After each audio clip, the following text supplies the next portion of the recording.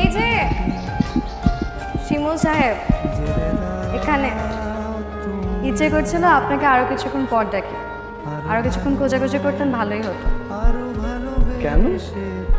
এই যে কি সুন্দর দৃশ্য, একটা ছেলে বিব্রতকর অবস্থায় আমাকে খোঁজাখুঁজি করছে আর আমি সেটা মন ভরে উপভোগ করছি। তো কি সিদ্ধান্ত নিলেন? আপনি করেই বলবেন? তুমি করে বলো, দ্বিধা নিয়ে হলেও তুমি করে বলো। অনুভব করবো যে নিজের করে একটা তুমি পেতে কেমন লাগে। যেন আমার ভাঙায় জানালার ফাঁকে তোমার আলো ছোঁয়া লেগে থাকে, বাড়ি ফিরে এসে তোমারই আঁচলে ক্লান্তির অবসান।